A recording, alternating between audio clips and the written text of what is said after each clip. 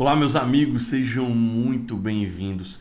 Esse é o terceiro episódio da série Ainda Dá Tempo.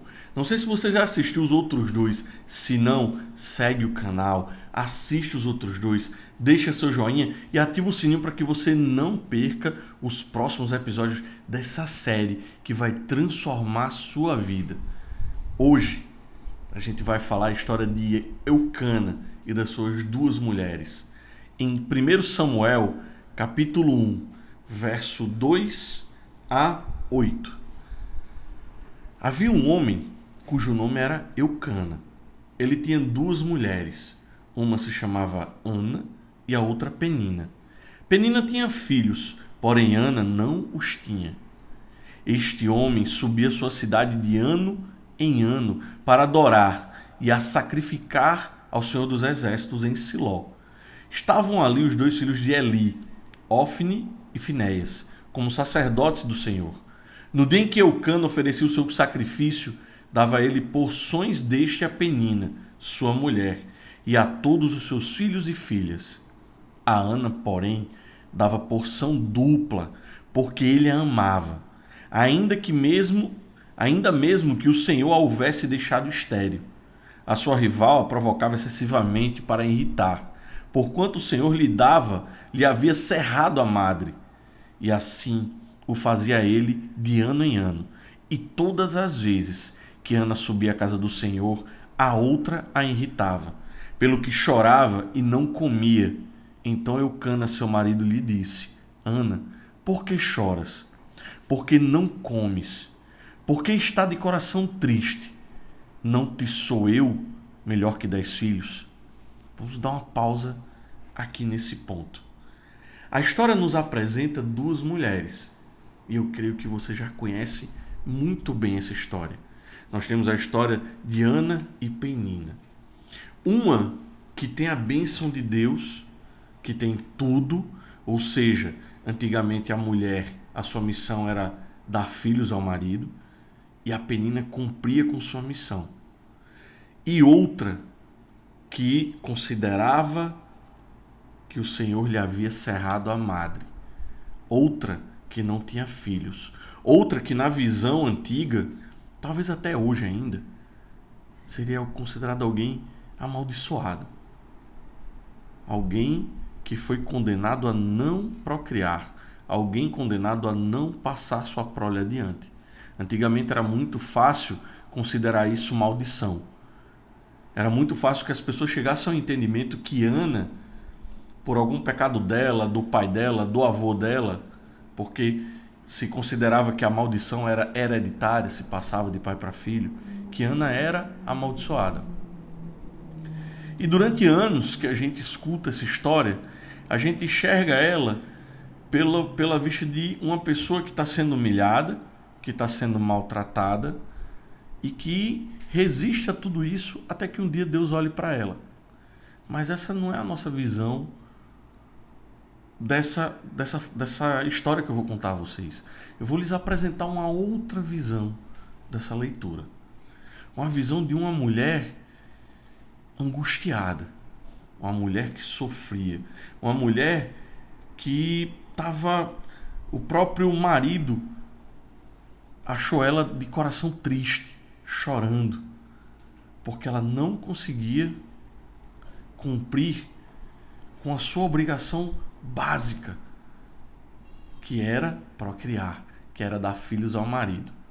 E ano após ano, eles subiam a Siló para apresentar seus sacrifícios a Deus, e ela, imagine só, todo ano essa mulher subia em oração, pedindo a Deus a graça, a bênção de ter um filho.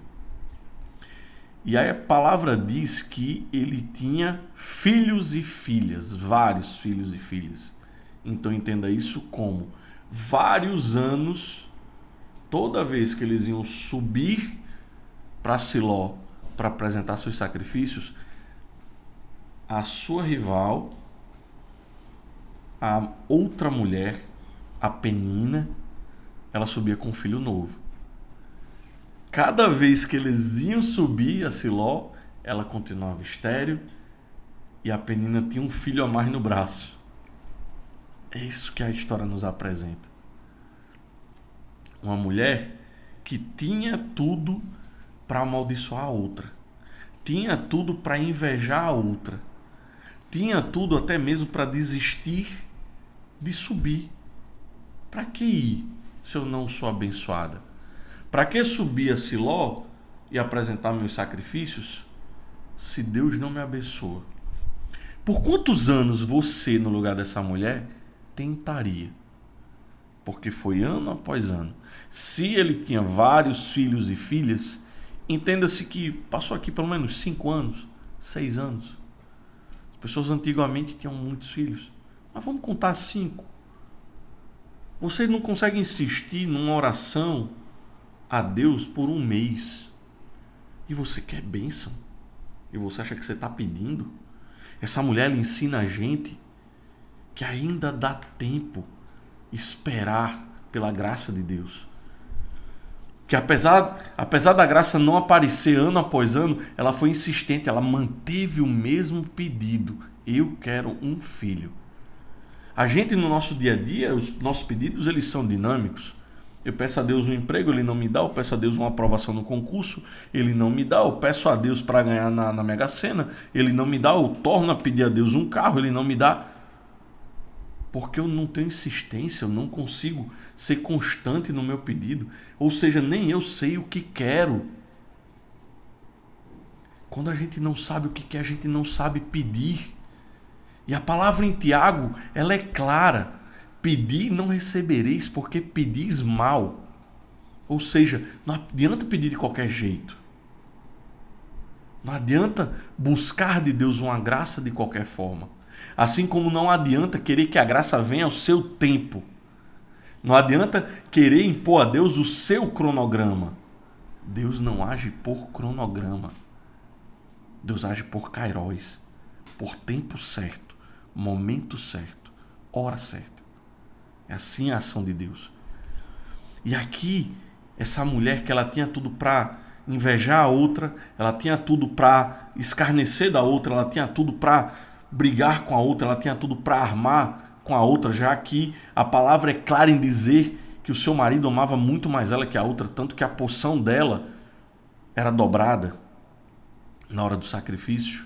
Ele não fazia nem isso com os filhos, mas a palavra deixa clara que com Ana sim, ele dava porção dobrada para Ana, então ele amava muito Ana. E Ana poderia ter usado esse amor para fazer o mal. Quantas vezes a gente usa o amor de alguém para fazer o mal?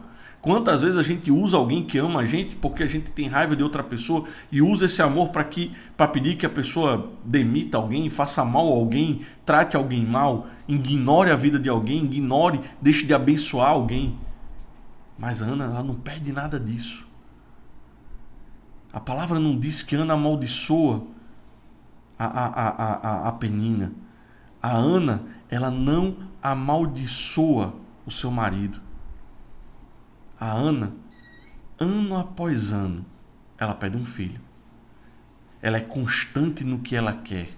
Ela não fica perdendo tempo com distrações. Ela se mantém no pedido. Eu quero um filho.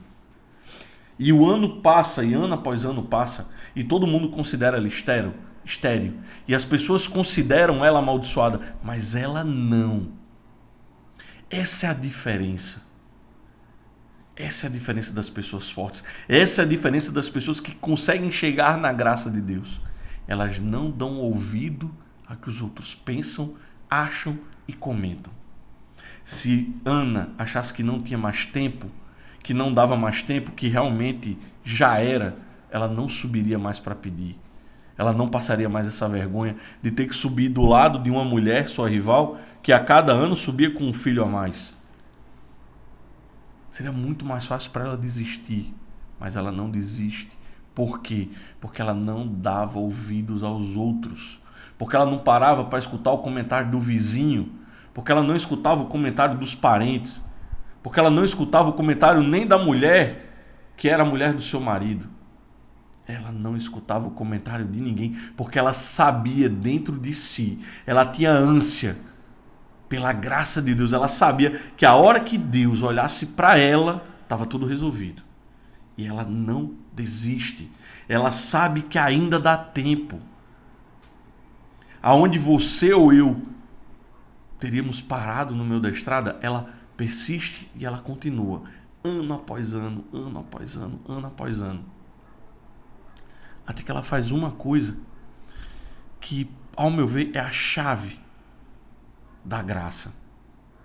Ela vai e faz um voto dizendo, verso 11: Senhor dos exércitos, se benignamente atentares para a aflição da tua serva e de mim te lembrares, da tua serva não esqueceres e lhes deres um filho varão, ao Senhor o darei por todos os dias da sua vida, e sobre sua cabeça não passará navalha.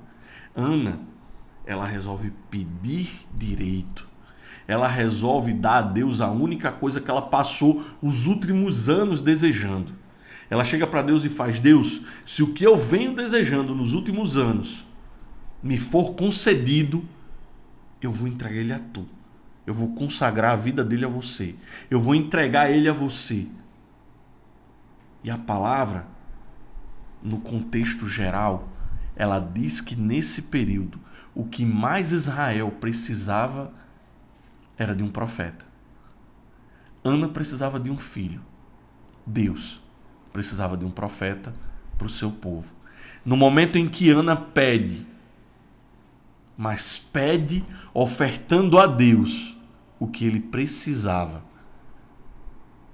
o milagre é feito. Eli encontra ela orando, acha que ela está bêbada, se aproxima dela para reclamar. Ela esclarece a Eli o que está acontecendo e Eli diz a ela: vai-te em paz e o Deus de Israel te conceda a petição que lhe fizeste. Eli nem sabia qual era o pedido. E depois de um tempo, Ana tem um filho. E depois que ela tem um filho, ela não se esquece da promessa que ela fez a Deus, como muita gente se esquece. Como muita gente anda pedindo, e na hora que a graça aparece, acha que foi pelos próprios méritos, acha que não teve a participação de Deus, se esquece da situação que estava, se esquece do quanto pedia a Deus e não volta a agradecer. Mas Ana volta. E ela consagra seu filho a Deus. E o nome dessa criança? Samuel. O grande profeta Samuel. O profeta que abençoou e que ungiu Davi, Deus, rei de Israel. Então, do filho que nunca vinha, de uma mulher que não desistiu, de uma mulher que insistiu, que não parou para se incomodar com a vergonha, não parou para se incomodar com o que os outros falavam, não parou para se incomodar até com a lógica do mundo. Ela não parou para se incomodar nem com a lógica do mundo, de que não dava mais tempo, ela não teria mais filho. Ela insistiu e não só teve um filho varão, Samuel, um profeta, e o profeta que ungiu Davi, rei de Israel. Então eu te digo, qual a sua situação? Seja ela qual for, ainda dá tempo. Amém?